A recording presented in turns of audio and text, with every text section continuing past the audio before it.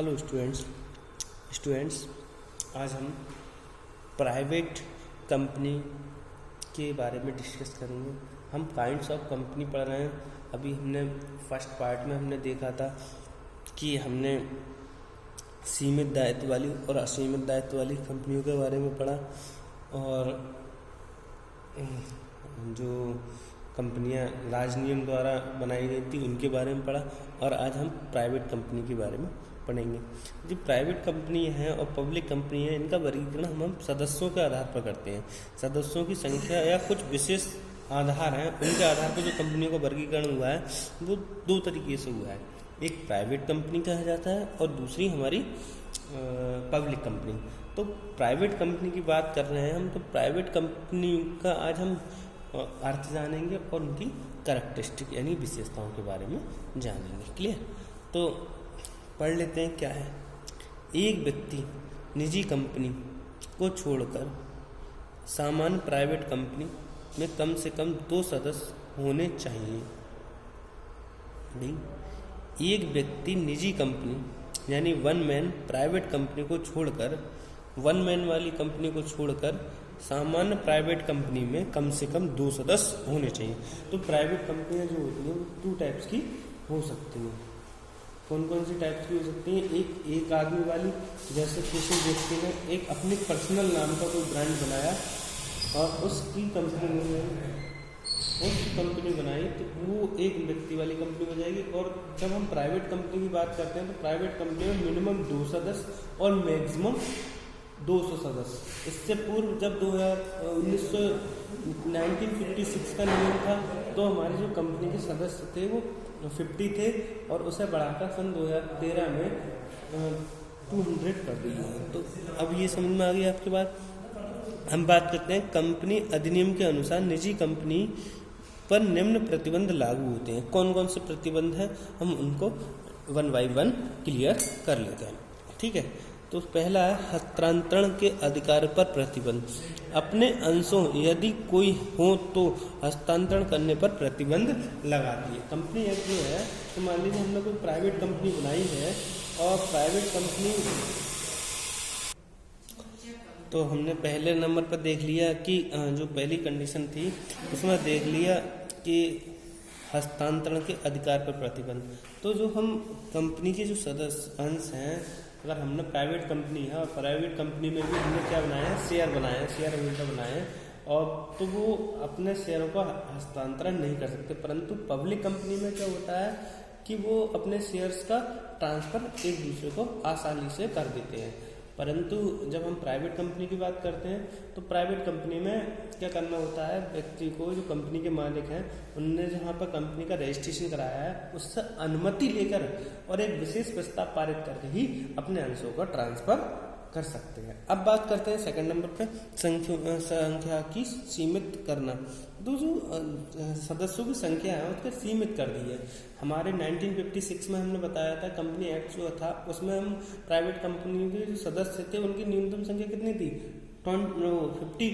और जब हम बात करते हैं कि इसके जो सदस्य थे, क्या कहते हैं, मतलब प्राइवेट कंपनी के जो सदस्य हैं, वो 2013 में जब हमारा नया एक्ट बना, कंपनी एक्ट बना, तो हमने उनकी सदस्यों की संख्या कितनी कर दी, उनकी सदस्यों की संख्या 50 से बढ़ाकर 200 कर दी है।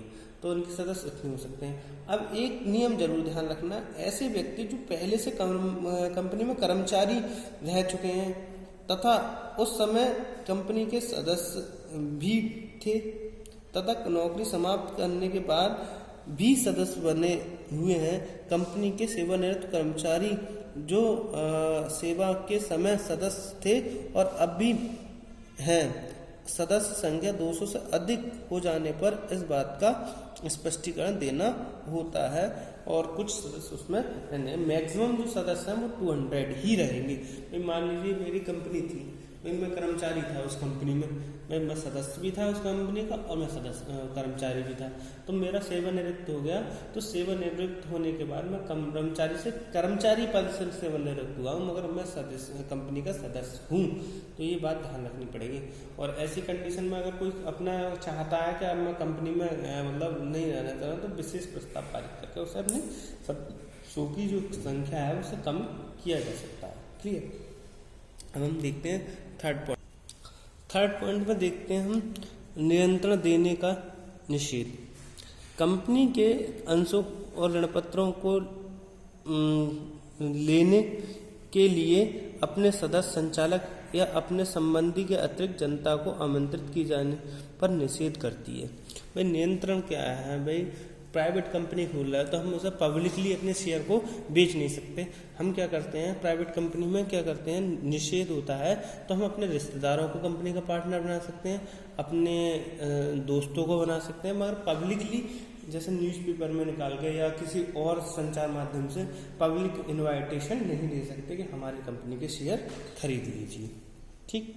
अब बात करते हैं पब्लिक कंपनी के अतिरिक्त किसी अन्य कंपनी अर्थात प्राइवेट कंपनी की चुकता पूंजी 5% मतलब जो थी 50 लाख से अधिक नहीं होनी चाहिए, तथा भाई पब्लिक कंपनी के अतिरिक्त किसी अन्य कंपनी अर्थात प्राइवेट कंपनी की चुकता पूंजी 50 लाख रुपए से अधिक नहीं होनी चाहिए।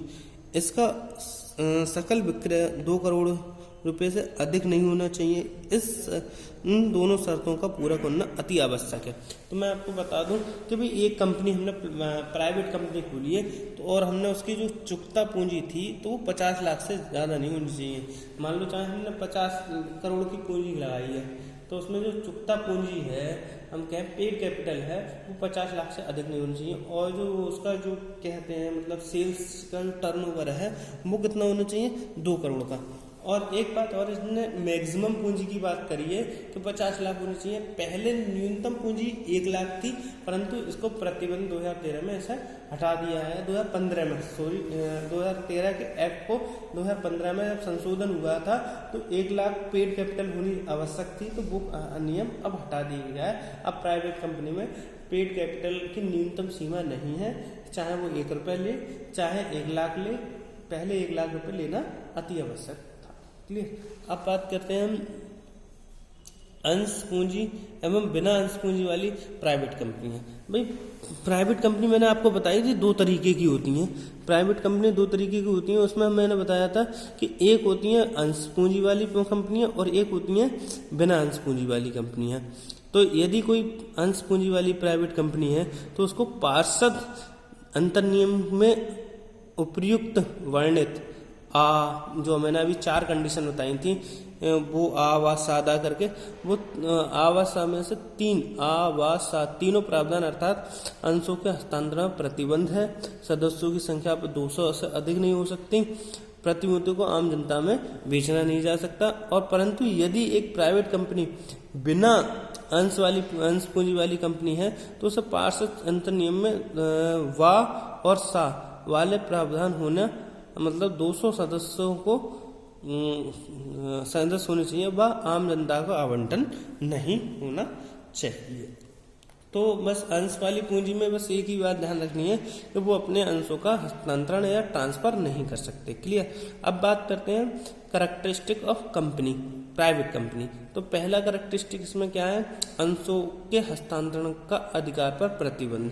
तो यदि हम बात करें तो ये हम कई बार पढ़ चुके हैं, बता चुके हैं कि प्राइवेट कंपनी के जो तरीका है उसमें 200 सदस्य होते हैं और 200 में आपस में तो शेयर एक्सचेंज कर सकते हैं, परंतु जो ट्रांसफर है उस पर अधिकार करने का मतलब एक दूसरे को ट्रांसफर करने का अधिकार नहीं है। इस कंपनी में कहें तो यदि एक प्राइवेट कंपनी यदि कोई अंश पूंजी है उसका हस्तांतरण के अधिकार पर प्रतिबंध लगाया जा सकता है। यदि इस कंपनी में अंश पूंजी नहीं है और अंशों का हस्तांतरण का अधिकार वाला प्रतिबंध बेकार है। मान लो हमने कभी कोई अपने अंश ही इशू नहीं किए हैं, हमने अंश बनाए नहीं है, तो अंश लगाने वाला प्रतिबंध ट्रांसफर वाला नियम ही बेकार है। परंतु ये ध्यान में रखा जाता है इसमें कि एक प्राइवेट कंपनी एक प्राइवेट कंपनी गारंटी द्वारा सीमित कंपनी भी हो सकती है। संक्षेप में भाई मैंने जब पढ़ाया था तो मैंने आपको बताया था प्राइवेट कंपनी क्या होती है, असीमित दायित्व वाली कंपनी भी हो सकती है, होती है मोस्टली। अगर वो सीमित दायित्व वाली कंपनी होनी चाहिए तो अब उसे रजिस्टर्ड के यहाँ पर अपने अंशों के आधार पर अपनी कंपनी का वैल्यूएशन कराकर स्वेच्छा से उसे लिखित रूप में देना पड़ेगा। ठीक, अब बात करते हैं हम कि सदस्यों की संख्या। तो आपने पहले ही पढ़ चुके हो कि एक प्राइवेट कंपनी में सेकंड जो कैरेक्टरिस्टिक है वो हम देखेंगे कि सदस्यों की संख्या, सदस्यों की अधिकतम संख्या 200 होनी चाहिए। तो ये बात मैंने पहले ही बता दी है कि पहले 1956 में जब प्राइवेट कंपनी एक्ट था, मतलब कंपनी एक्ट था, उसमें हम अधिकतम सदस्यों की संख्या 50 रखते थे, परंतु 2013 से हम अधिकतम सदस्यों की संख्या 200 कर रहे हैं। उसके बाद थर्ड है अंशों और ऋण पत्र के लेने के लिए जनता को आमंत्रण करने पर निषेध। देखिए, चाहे हम शेयर इशू करें या डिवेंचर इशू करें, पर जब हम अपने प्राइवेट कंपनी चला रहे हैं तो एक व्यक्ति जो है ना ही शेयर इशू कर सकता है और ना ही डिवेंचर इशू कर सकता है अपने पब्लिक के लिए। 200 जो लोग हैं वो आपस में कुछ भी कर सकते हैं, जो सदर कंपनी के सदस्य। क्लियर। अब एट लास्ट पॉइंट की बात करें हम, सॉरी एट लास्ट नहीं, कितने होगा हमारे 3 पॉइंट हो गए। फोर्थ पॉइंट की बात करें, जनता से जमा राशि लेने पर प्रतिबंध। और थर्ड बात आ जाती है हमारी, फोर्थ बात हो जाती है, एक प्राइवेट कंपनी जनता से जमा राशि ना तो आमंत्रित कर सकती है और ना ही स्वीकार कर सकती है। वह अपने अंशधारियों के संचालन और उनके रिश्तेदारों से जमा राशि स्वीकार कर सकती है। वो पब्लिक से कोई राशि नहीं ले सकती, चाहे वो किसी रूप में हो, क्योंकि उसमें ट्रांसफर करने का अधिकार नहीं है। अब बात करते हैं लास्ट की कि 5वें नंबर पर क्या है कि पार्षद अंतर नियम में उल्लेख होना। प्राइवेट कंपनी के उक्त प्रतिबंध सीमाएं निषेध का उसके पार्षद अंतर नियम में दिए जाना आवश्यक है। यदि एक प्राइवेट के कंपनी के अंतर नियम में उनके वर्णन नहीं है पर व्यवहार में इसका पालन करती है तो कानून की दृष्टि से वह प्राइवेट कंपनी नहीं मानी जाएगी। यानी कि हमने जो नियम बनाए हैं उन्हें हमें अपने पार्षद नियम में इंगित करना होगा, और व्यवहार में चाहे यूज कर रही हो तो मान्य नहीं होगी। Thank you very much.